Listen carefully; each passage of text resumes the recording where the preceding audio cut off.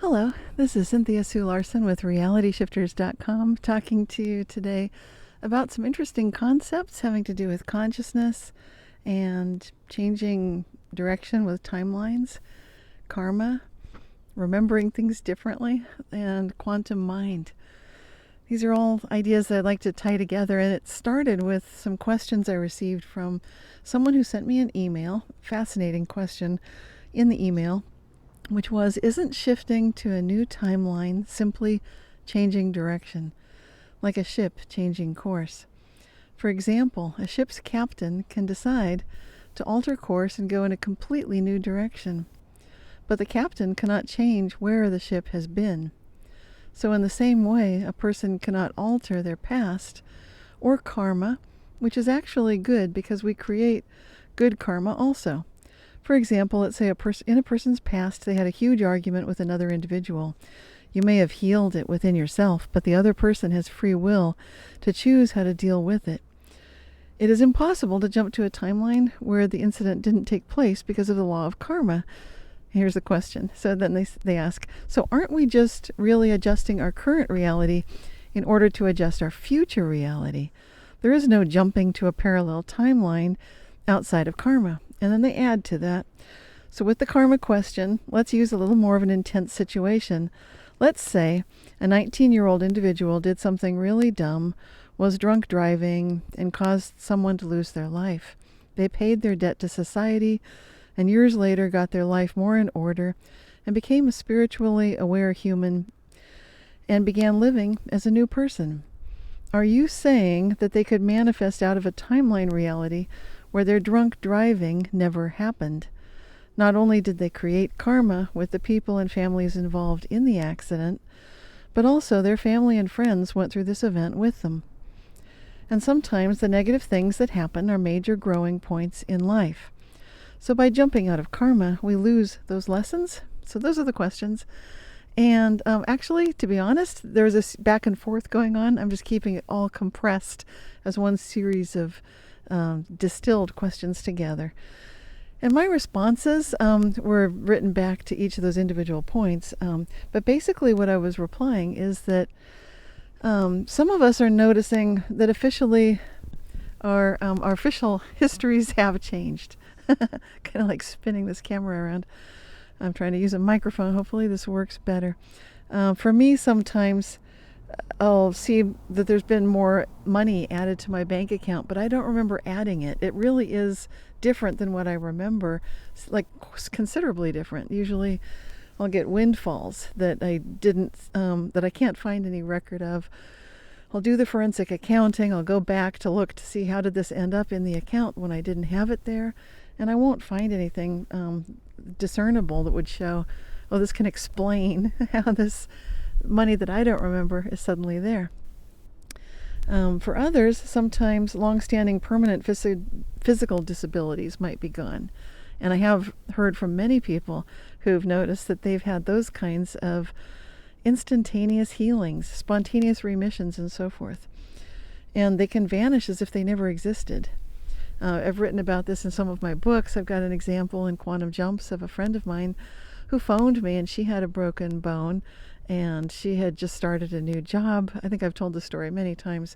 So this is my friend Susan, and she had been listening to music and at some outdoor park in California, jumping from rock to rock.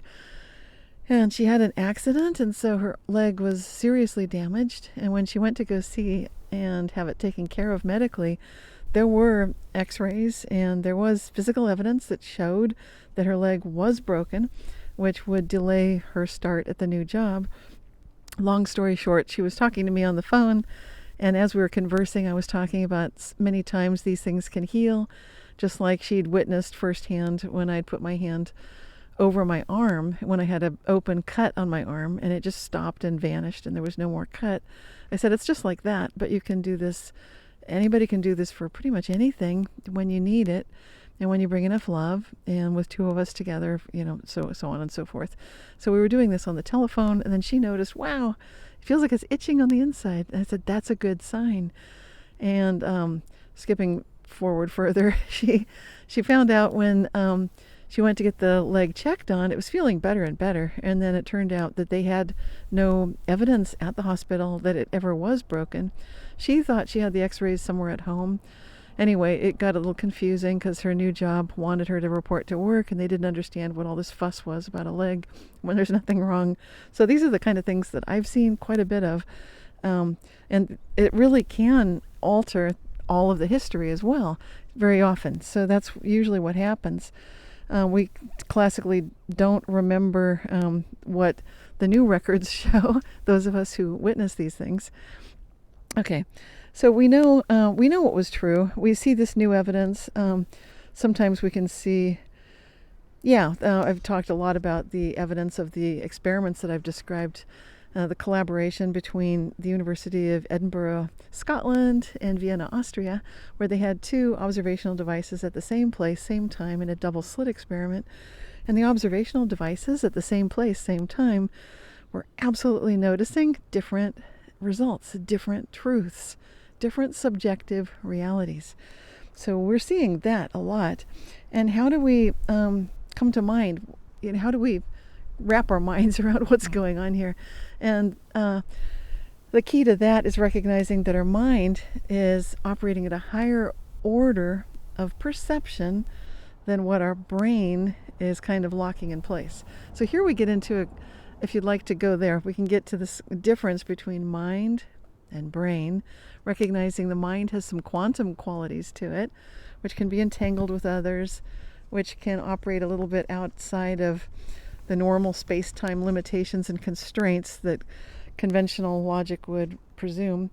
And so when we get to that place, we notice that there can be some really radical changes that are quite different between what we remember and what seems to be all of the facts at this present time. And this can happen quite a lot.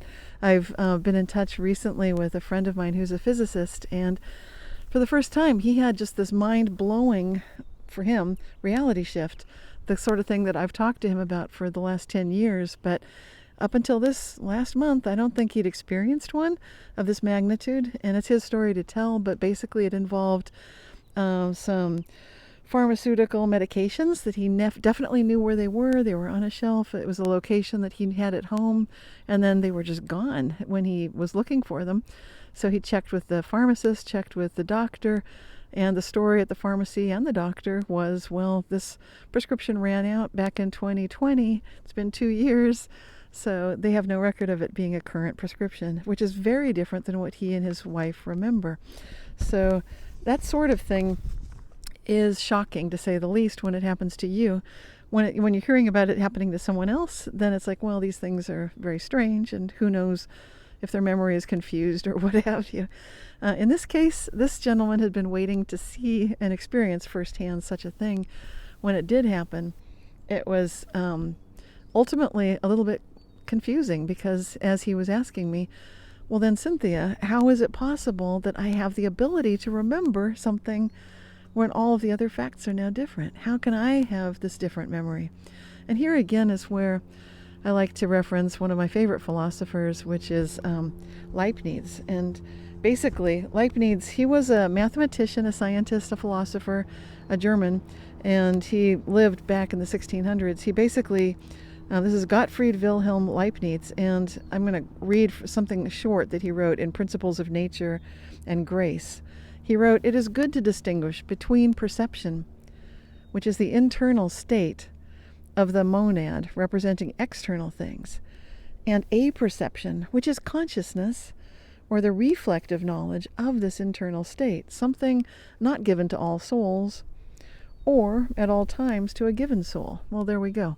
So what is this saying? It's talking about levels of awareness, levels of consciousness.